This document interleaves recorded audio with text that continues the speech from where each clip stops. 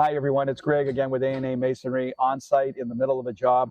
I wanted to just bring you up to date and show you what happens with typical jobs, what can be unforeseen with a job like this where you're required to have permits and you're dealing with city officials. A&A Masonry, an award-winning company servicing the Greater Toronto Area and the Golden Horseshoe.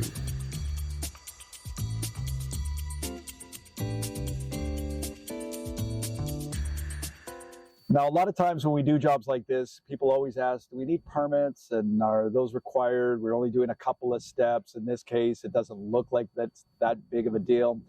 It's always good to first and foremost check with the municipality. They vary from area to area, and I find them to be very friendly and accommodating when you're seeking out information to find out what is required, and they're very, very helpful getting you through those things. And it also really protects you as the homeowner in case there's some unforeseen thing that you discover when you're going into a project, that you kind of have your eyes wide open to that.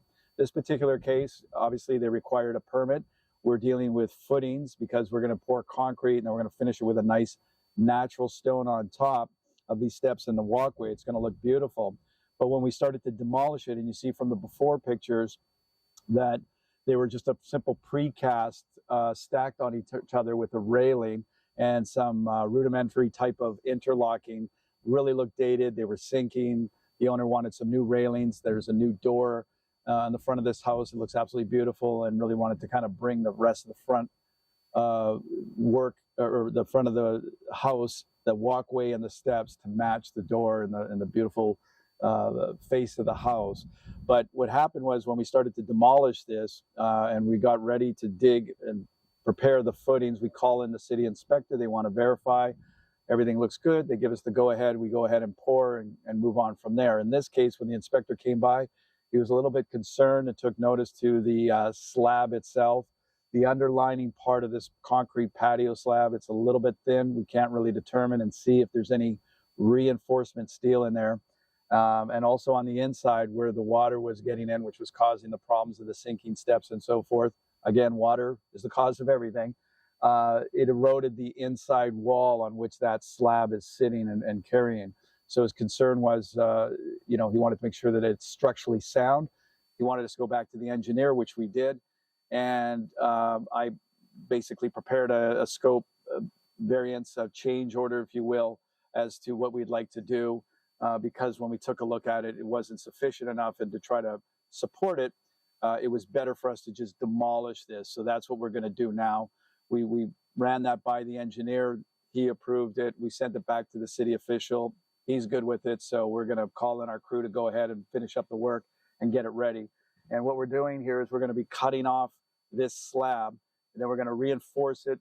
We have to verify, the engineer calls us to verify that there's a footing here on which to fill this opening, the front, where you can see this cavity here, because we're going to rest a new concrete slab on top of that. So we have to verify there's a footing. There's no footing, so we're going to trench down there, get below the frost line. So we're going to have a proper footing, build a foundation wall. Then we're going to dowel in some steel into all sides of the retaining wall, the house, the new wall that we're building.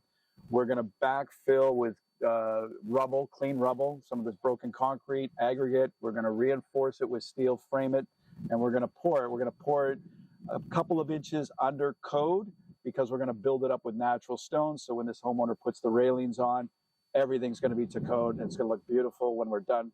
It's going to be a nice natural stone on top of concrete. And as you know, if you've seen me before in these videos, it's all about water management. So we want to take it down so we can control the water as it hits the doorway and wants to run down to the street. It will be managed. So let's watch the guys. We're going to call them in to start breaking so we can move this job through. The nice thing is when you're dealing with these type of jobs, I just want to point out, it's always important to really get a feel for the contractor when you're thinking of these things, talking to the city, making sure that the contractor is not afraid of permits. They understand that that's a requirement, and it's always for the safety for the people that are doing the work, the homeowner, and the house itself, that everything is done right and there's a lot of eyes there. Because if we didn't catch this, let's say, or if it was something that was compromised and this cracked 4 or 5 years down the road, it would be a huge expense for the homeowner to have to hire us again or someone else to kind of come in and do it and repair it or fix it.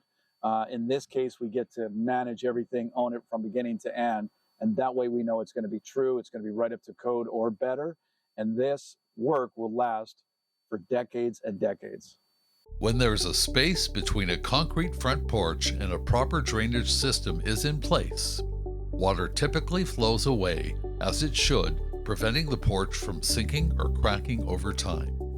But if there are voids or erosion under the concrete, water can still seep into the soil, causing instability or even structural damage, even with drainage.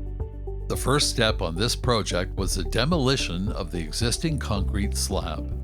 The crew carefully cut and broke the slab down piece by piece. This process takes time, but safety and precision are key. With the old slab removed, the cavity underneath was filled with compacted gravel.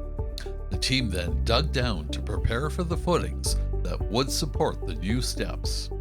Here comes the cement truck lining up to pour. As the concrete is poured, the crew use shovels to make sure it fills every space and is evenly spread. Once the footings and front wall of the porch were fully cured, the cavity was filled with gravel, setting the stage for the new slab and steps. The crew then formed and poured the new concrete structure. With the concrete cured, it was time to add a beautiful natural stone finish. Treads are installed first on the steps, followed by the risers. This helps with proper water drainage. Stone is also laid on the porch surface where the new slab was poured. The result? A stunning, durable upgrade that meets code and adds real curb appeal. To finish it off, the walkway was upgraded with matching stone, tying everything together beautifully. The new porch, steps, and walkway seamlessly blend with the surrounding stonework. So if you're thinking about upgrading your front entry, this is the level of craftsmanship you should expect. From foundation to finish, make sure it's done right. Stay tuned for more top-tier masonry and interlocking projects across the Greater Toronto Area and the Golden Horseshoe. Like this video, subscribe to the channel, and tap the bell icon so you never miss an inspiring project for your home. To schedule your next project, contact A&A Masonry today.